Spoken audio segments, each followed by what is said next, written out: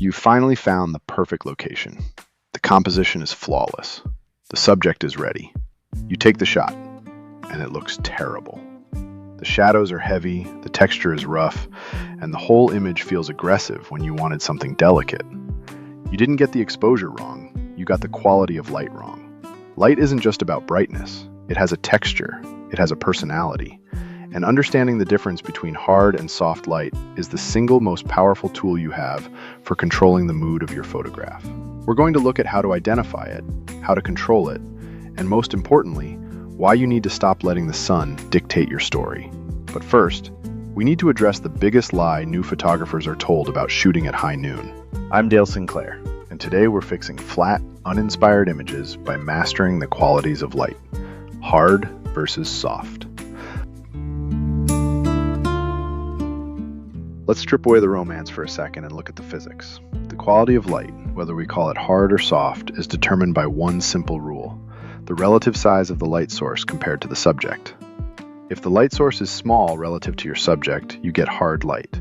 Hard light creates sharp, distinct shadows with a rapid transition between light and dark. It creates drama. It can feel aggressive, gritty, or highly defined. Now I want to stop you right there before you start thinking hard light is bad light. Hard light is the ultimate tool for one specific thing: texture. If you are photographing the rough bark of an ancient bristlecone pine, the weathered lines of a veteran's face, or the muscular ridges of a mountain range, hard light is your greatest ally. It carves out detail. Soft light would turn all those beautiful, rugged contours to absolute mush. But we must respect its source. Think of a bare light bulb in a dark room, or the flash on your smartphone, or the sun on a cloudless day. The sun is huge but far away, so it reads as a small light source from Earth. Direct sunlight behaves like hard light unless diffused. This is why romantic or delicate portraits taken at midday often look terrible. The hard light creates harsh, unflattering shadows under the eyes, nose, and chin. It highlights every pore and blemish. Now, let's flip the equation. If the light source is large relative to your subject, you get soft light. Soft light creates gradual, smooth transitions between highlights and shadows. The edges of the shadows are fuzzy, almost indistinguishable. It minimizes texture. It's flattering. It feels calm, moody, or delicate. This brings us to that open loop from earlier. People often pack up their cameras when it gets overcast. They think the light is bad. But an overcast sky is actually a giant natural softbox. The clouds diffuse the tiny, hard light of the sun and turn the entire sky into one massive light source. This is the light you want for flattering portraits, even lighting on macro subjects, and capturing deep, saturated colors in a landscape without the distraction of heavy shadows. So if soft light is flattering and hard light reveals texture, how do you choose?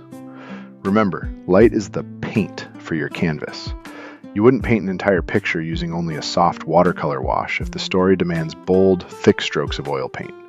You have to ask yourself, what is the story?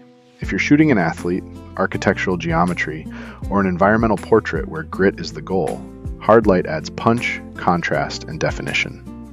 If you're shooting a bridal portrait, a delicate flower, or a moody atmospheric landscape, soft light is your medium. Understanding this difference is what separates someone who just takes pictures from someone who crafts an image. If you're finding value in this, hit subscribe.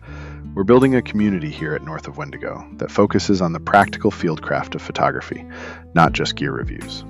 Let me ask you, what's your default? When you head out with your camera, do you find yourself drawn more to the high drama of hard light or the subtle moods of soft light?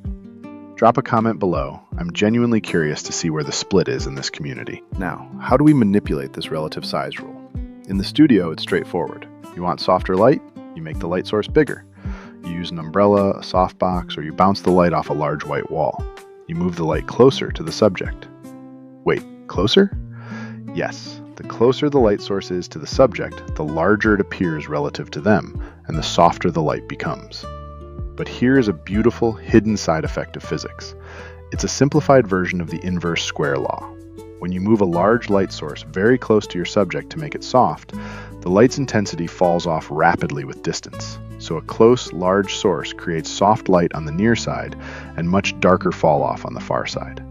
Consequently, the light never even reaches the wall behind them. It is the ultimate field trick for separating your subject from a messy background using beautifully soft light. But what about when we're out in the field?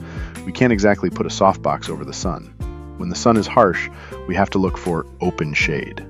This means placing your subject in the shadow of a building, a tree, or a mountain, and using the large expanse of the open sky as your main light source. The sky is massive, therefore the light is soft. All right, it's time to get to work. Here's your assignment. I want you to find a single interesting subject. It could be an old building, a textured piece of wood, or a willing friend. You're going to photograph this subject twice, and the only thing you are allowed to change is the quality of the light. Shot 1. Find hard light. Direct sunlight, a bare bulb, or a hard flash. Emphasize the texture and create strong shadows. Shot 2. Find soft light. Move the subject into open shade, wait for an overcast day, or use a large window. Smooth out those transitions. Look at the two images side by side. Notice how the feeling of the subject completely changes. That is the power of understanding the quality of light. Now, a massive warning for those of you shooting this assignment on a mobile phone. You are about to fight a war against your own device. Modern smartphones use incredibly aggressive computational photography to automatically fix hard light. They instantly lift the shadows to make everything look evenly exposed. If you want the drama of hard light, you are actively fighting your phone's AI. To combat this, tap on the screen where you want to focus and physically drag the exposure slider down to protect the rich, dark shadows you are trying to capture. Light is your medium. Hard light carves, soft light paints. Neither is inherently better or worse, they are simply different tools for different narratives. Once you stop fighting the light and start recognizing its qualities, you stop taking pictures and start crafting them. But knowing if the light is hard or soft is only half the battle. Because even the most beautiful soft light can ruin a portrait if it's coming from the wrong angle. In the next lesson, we're going to tackle direction. We'll look at why front lighting makes your images look like a driver's license photo, and how mastering side and back lighting is the secret to creating true three-dimensional depth on a two-dimensional sensor. You won't want to miss it. I'm Dale Sinclair. Shape the light, tell the story, and I'll see you on the path.